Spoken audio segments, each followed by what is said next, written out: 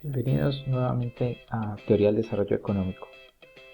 Esta es la parte final de la sesión del día de hoy en la que abordaremos la cuestión de la medición del desarrollo. Bienvenidos. Muy bien, en los 4 videos anteriores hemos hecho un recorrido acerca del concepto de desarrollo económico, su significado, sus acepciones, su evolución histórica. Recuerda entonces que estamos abordando los aspectos introductorios de la teoría del desarrollo económico y vamos a cerrar esta parte con aquello que se refiere a su medición. Bien, ante la pregunta de cómo se mide el desarrollo, pues deberíamos entonces establecer algunos elementos o puntos de partida. Si consideramos el desarrollo económico como un objetivo, como un elemento deseable en la sociedad, pues debemos que establecer que ese desarrollo económico está en función, como ya lo hemos planteado en definiciones anteriores, de un mayor nivel de renta, de un mayor nivel de bienestar, de una mayor capacidad productiva. Sin embargo, ¿cómo identificamos y seguimos este objetivo? ¿Cómo sabes qué tan lejos o qué tan cerca estamos de lograrlo? Esos son los interrogantes que vamos a abordar en esta sesión. Muy bien. Como ustedes ya lo habrán podido haber leído en la bibliografía básica del curso, en el texto de Ray de Bragg acerca de economía del desarrollo, nos plantea en el capítulo primero una de las afirmaciones más interesantes y quizás uno de los elementos direccionadores hacia donde queremos establecer esta discusión. Dice que la mayoría de nosotros podríamos aceptar que una condición mínima que debe cumplir un país para ser considerado desarrollado es la que la calidad física de vida sea alta y lo sea de una forma uniforme, no solo que beneficie a una minoría opulenta. Con eso nos está llevando a pensar que el desarrollo, como ya lo hemos planteado antes, no solamente implica el crecimiento del producto, el crecimiento de la renta, sino también cómo ésta se distribuye en la sociedad y cómo ésta contribuye a generar bienestar y mejores niveles de vida. Muy bien. El principal indicador utilizado de forma común dentro de la ciencia económica es el Producto Nacional Bruto per cápita, ¿sí? O lo que conocemos como el PIB per cápita o la renta per cápita de un país, que mide el valor per cápita de los bienes y servicios finales producidos por los individuos de un país en un año dado. Este indicador nos puede ayudar a tratar de acercarnos a descubrir cuál es el bienestar material con bastante exactitud que tiene una sociedad. Sin embargo, ustedes ya sabrán estas diferencias, ¿no? Que una cosa es el Producto Nacional Bruto y otra cosa es el Producto Interno Bruto. Entonces, veamos un poco más acerca de ello. En este sentido, traemos a colación un fragmento de la obra de Robert Lucas, quien dice lo siguiente: por problema de desarrollo económico entendemos simplemente el problema de explicar los niveles de renta per cápita y sus tasas de crecimiento que observamos en los distintos países y a lo largo del tiempo. Es posible que esta definición parezca alicorta y quizás lo sea, pero analizando la renta inevitablemente analizaremos también otros aspectos de las sociedades, por lo que sugeriría que renunciemos a juzgar el alcance de esta definición hasta tener una idea más clara de a dónde nos lleva. El PIB per cápita ha sido uno de los indicadores más criticados porque tiene un supuesto, digamos, bastante controvertido, y es que la renta se divide de forma igualitaria entre la población, pero ya sabemos que eso no es así, entre otras cosas que es todo lo contrario, lo que ha convertido al concepto de desarrollo en un elemento mucho más amplio que solamente situarlo en elementos de capacidad productiva o de renta. Sin embargo, a pesar de ello y de lo que hemos planteado y retomando las palabras de Robert Lucas, este indicador nos permite reconocer que existen unos rasgos universales en el desarrollo económico, que son la satisfacción de necesidades como la salud, la educación, el vestido, la vivienda, la alimentación, entre otros, que derivan de una manera natural del crecimiento del Producto Nacional per cápita. Eso implica pues que las fuerzas económicas influyen de forma positiva o negativa en los demás aspectos de nuestra vida en sociedad.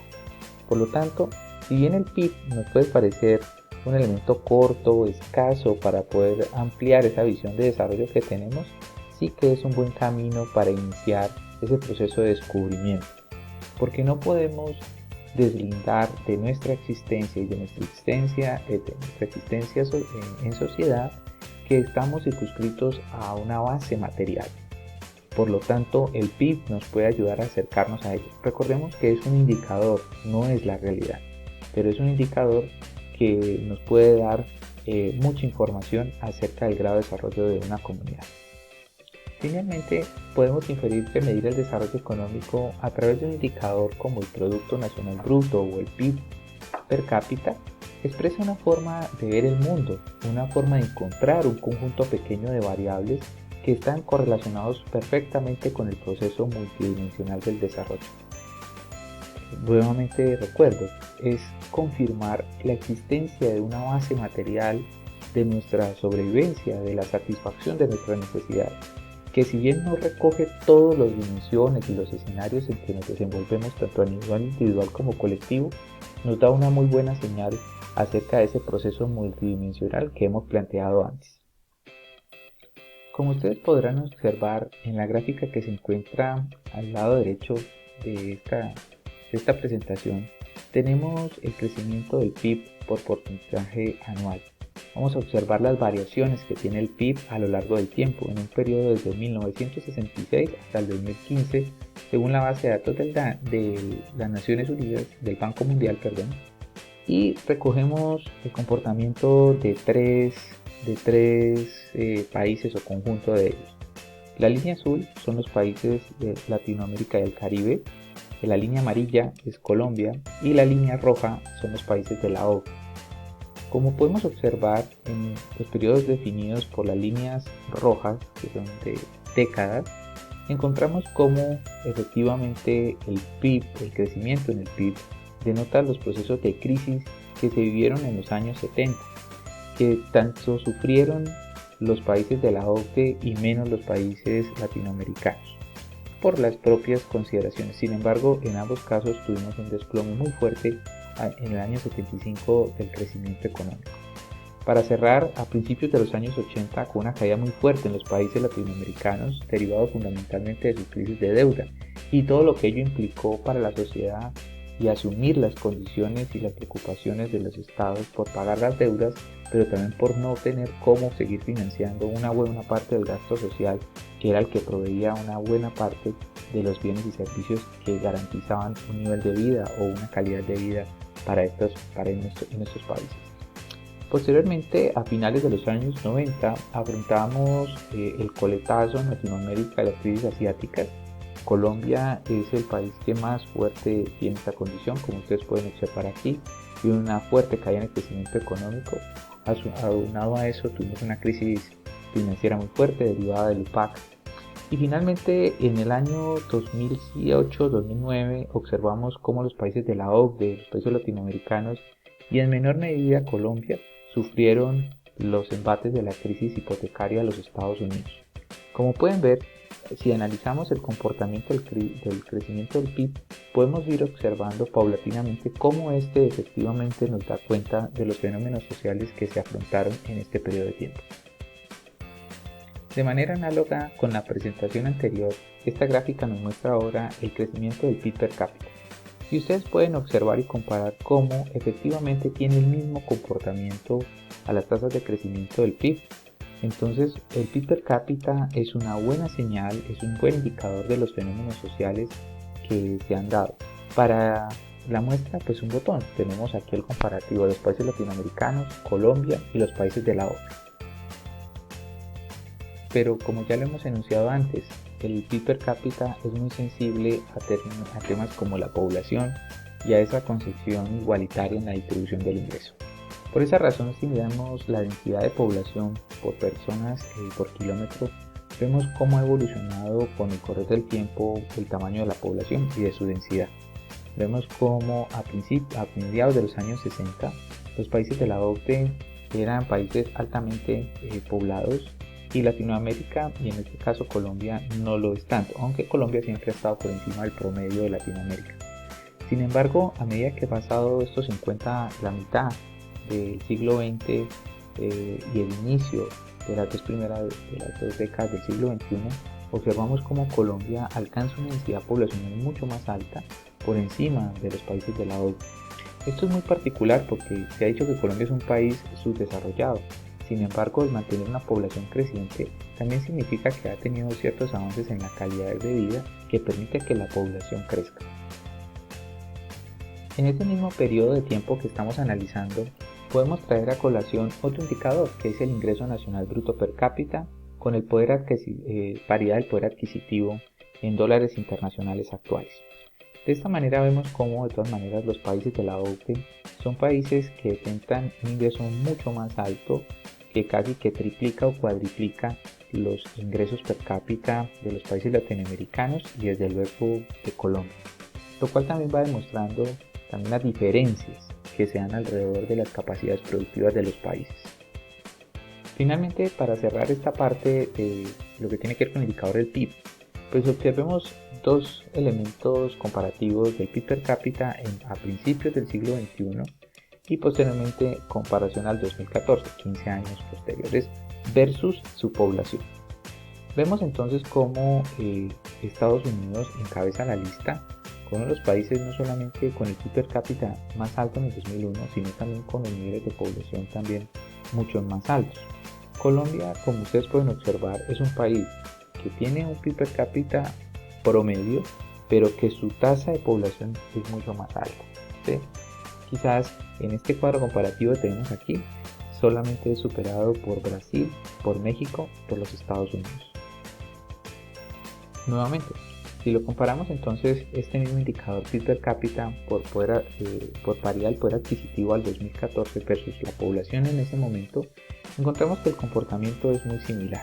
Sin embargo, hay algo que nos tiene que empezar a quedar aquí un poco claro, y es que tenemos dificultades con esa comparación con la población, porque vemos como países que si bien no tienen grandes ingresos, sí tienen crecimientos muy altos en la población. ¿Cuál es su relación? Muy bien, para poder, digamos, dar alcance a esa visión multidimensional del desarrollo, tendríamos que revisar entonces también cuáles son las características comunes de los países en desarrollo. Podemos enumerar 6, aunque pueden existir muchas más y cada vez están surgiendo más. Tenemos 6. Primero, bajos niveles de vida, bajos niveles de productividad, tasas elevadas de crecimiento demográfico y carga de la dependencia, niveles de desempleo y subempleo altos y crecientes, gran dependencia de la producción agrícola y de exportaciones de productos primarios, y finalmente la dominación, dependencia y vulnerabilidad en las relaciones internacionales.